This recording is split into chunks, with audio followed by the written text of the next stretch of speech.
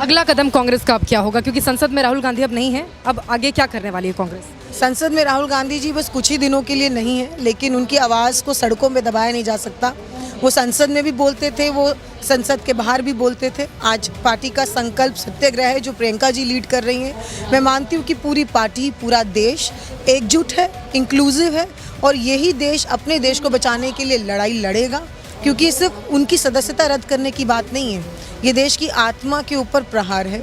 और अगर हम चाहते हैं कि हम उस देश की बात करें जो 1947 में हमारे पूर्वजों ने हमें बना कर दिया, तो उसके लिए लड़ाई लड़नी पड़ेगी, सड़कों पर रहना पड़ेगा, खून भी बहे तो बहने के लिए हमें तैयार होना पड़ेगा, जेलों में जाने के लिए तैयार होना पड़ेगा।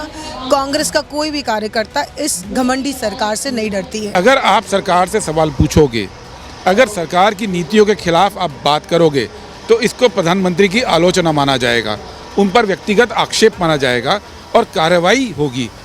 अब अगर संसद के अंदर सरकार से जवाबदेही नहीं मांगी जाएगी, अगर संसद के अंदर सरकार से सवाल नहीं पूछे जाएंगे, अगर सरकार के कार्यक्रमों से ऊपर, सरकार के फैसलों के ऊपर अगर जवाबदेही तय नहीं की जाएगी, तो संसद है किस लिए? चोर की दाढ़ी में तिनका।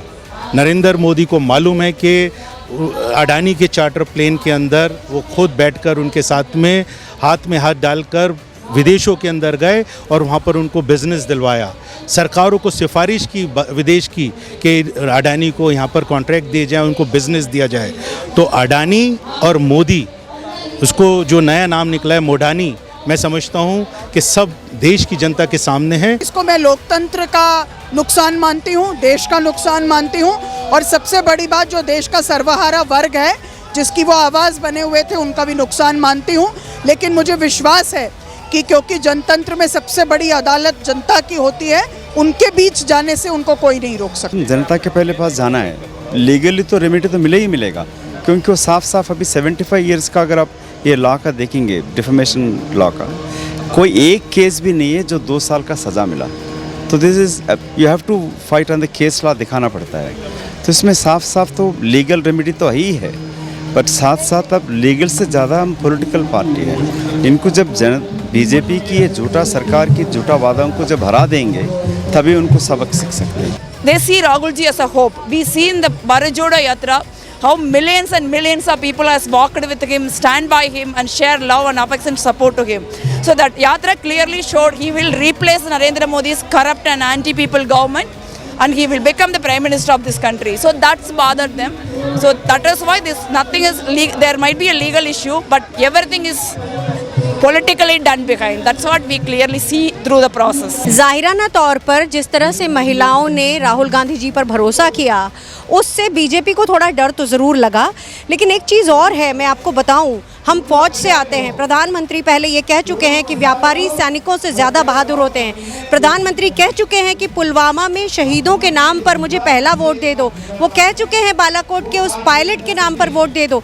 तो मैं समझती हूँ जितने बार प्रधानमंत्री ने इस देश की सेना का अपमान किया, वो भी एक चीज़ है जो सरकारें नहीं, जो हमारी न्यायपालिका ने नहीं देखा और स्वतः संज्ञान लेकर उन पर कोई कार्यवाही नहीं की, जिससे उनकी हिम्मत बढ़ी है। अडानी तो पकड़ में आ गया मोदी, क्योंकि लेकिन उससे जो बड़े बड़े मुद्दे हैं, उन सारे मुद्दों को लेकर जो आम आदमी की ज़िंदगी से जुड़ा हुआ मसला है, इस देश की आत्मा से जुड़ा हुआ जो मसले हैं, उन मसलों को लेकर पूरे देश के पैमाने पर और सभी जो वैचारिक लोग हैं जो चाहते हैं कि इस मुल्क को आज़ादी के मूल्यों पर चलाया जाए, वो सारे लोग एकजुट होकर इसके खिलाफ लड़ाई लड़ने का। वो खुद आए नहीं प्रधानमंत्री सदन में और उनके मंत्री जो वहाँ बैठते हैं उनको जो निर्देश दिया जाता है वही बात बताते हैं। बाहर भी आके मंत्री जी वही बात बताते हैं और कई मंत्री तो ऐसे हैं कि जो मंत्री पद को उनको छुड़वा देते हैं कि आज से आप मंत्री नहीं हो। वो भी आके आज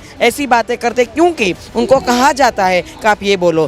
do they look at the questions और उनको सवाल को देख के कि भाई हमें ये जवाब देना चाहिए, उनको कोई जवाबदेही है? ये लोकतंत्र व्यवस्था में प्रजा को जवाब देने की नहीं है। मुझे लगता है कि जब ये सरकार कोशिश करेगी कि राहुल जी की आवाज़ इस लोकतंत्र में किसी भी एक स्वतंत्र आवाज़ को रोकने की कोशिश करेगी, तो उसका उचित जवाब जनता ही नहीं, पूरे विश्व के जो अखबार हैं, कल आपने देखा होगा जिस प्रकार से माननीय राहुल गांधी जी को उन्होंने कवरेज दी है, वो अपने आप में दर्शाता है राहुल गांधी जी को संसद से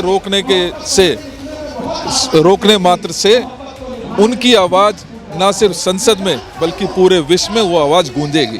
मोदी जी ने, राहुल जी का जो एक ही आवाज़ था पूरे देश में, सब लोगों का एक ही आवाज़ था कि फोर्सफुली वो मोदी जी का विरोध नहीं कर रहा था, वो जो देश के विरोधी जो भी चल रहा था, जो हमारे गरीब जनता है उसके खिलाफ जो भी चल रहा है, उसका जो लोगों का पैसा है वो किसी को दिया है, उसके ढंग से उसका आवाज़ उठा रहा था। वो आवाज़ बंद करके मुझे लगता है उन्होंने एक नए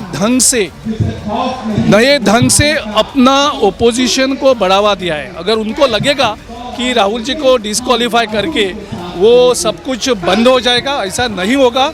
उसके डबल एनर्जी से भारत के लोग उठेंगे और वो 2024 में मोदी जी को जवाब मिलेगा। देश की जनता को, देश के कांग्रेस जनों को, देश के युवाओं को, किसानों को, मजदूरों को एक संदेश देना है कि आज लोकतंत्र खतरे में है और जो व्यक्ति, जो नेता उनकी आवाज़ को बुलंदी के साथ में, निडरता के साथ में हर स्तर पर रख रहा था, जिसने मानवता को और मित्रता को और देश के भाईचारे को मजबूत करने के लिए 4000 से भी के करीब किलोमीटर की यात्रा कन्याकुमारी से कश्मीर तक की, आज उस व्यक्ति के साथ में समय समय पर जिस प्रकार से बिना किसी वजह के और कानून को, संविधान को ताक पर रख के, न्याय को ताक पर रख के जिस प्रकार से उनको दबाया जा रहा है, प्रताड़ित किया जा रहा है, उसके विरोध में ये आवाज़ है। काफ़ी दिनों तक सत्ता पक्ष ने संसद का गतिरोध किया कि संसद न चलने पाए। पहले बार इतिहास में केवल मकसद था कि अडानी के ऊपर फिर से राहुल गांधी जी बोल पाए। अभी ओबीसी मुद्दा बना रहे हैं, ओबीसी का अपमान कर रहे हैं, ओबीसी को करप्ट बता रही है बीजेपी। ओबीसी में न मेहुल चोकसी ओबीसी, न ललित मोदी, न नीरव मोदी और न पूर्णेश मोदी, कोई ओबीसी है ही नहीं है। तो चोर को चोर कहा राहुल जी ने, कौन सा गलत कहा? चोर को चोर नहीं कहेंगे तो किसको कहेंगे? भारत जोड़ो यात्रा में जो इतना अपार समर्थन मिला है, कई लाखों लोग उनके साथ 4000 किलोमीटर तक चले हैं, ये उसी का डर है सरकार के अंदर। ये जो प्रेम और मोहब्बत राहुल जी ने रिसीव किया है, देखिए सरकार बौखला रखी है और ये उसकी बौखलाहट दिखती है क्योंकि हर हफ्ते दर हफ्ते वो एक नई रणनीति के तहत राहुल गांधी जी को घेरने का प्रयास करते हैं। या उनको बोलने की अनुमति नहीं दी जाएगी तो पूरा लोकतंत्र कमज़ोर होता है। राहुल जी का जहाँ तक सवाल है, देश की संसद से निकलकर अब वो लोगों की संसद में जाएंगे, लोगों से अपनी बात करेंगे। हमें इस देश में जो लड़ाई है, वो लड़ाई केवल ये नहीं है कि संसद में सवाल उठाया गया या नहीं उठाया गया। लड़ाई आरएसएस और कांग्रेस के विज़न के बीच में है। जो विज़न अगर एक लाइन में कहा जाए तो कांग्रेस पार्टी का जो विज़न है, एक ऐसा भारत हो जिसमें सब लोग बराबर हों, और आरएसएस का जो विज़न है वो एक ऐसा भारत हो जिसमें कुछ लोगों के पास अतिरिक्त अधिकार हों। इन दो विजन के बीच की लड़ाई है जो राहुल गांधी जी लीड कर रहे हैं और इसी लड़ाई को हम आगे लोगों में लड़ेंगे। मोदी साहब चुप्पी तोड़ेंगे या नहीं ये तो वक्त बताएगा, लेकिन उनकी अंतरात्मा भी आज अच्छी तरह से जानती होगी कि वे कहाँ खड़े हैं, और कम से कम लोगों ने तो समझ ही लिया है कि इस मामले के पीछे की सच्चाई क्या है। बहुत शुक्रिया आपका हमारे साथ जुड़ने के लिए। तो देखिए, मीनाक्षी नटराजन को आपने सुना और वो साफ तौर पर कह रही थी कि कांग्रेस आखिरी दम तक ये सवाल करती रहेगी और एक ना एक दिन मोदी सरकार को इस पर अपनी चुप्पी तोड़नी ही पड़ेगी।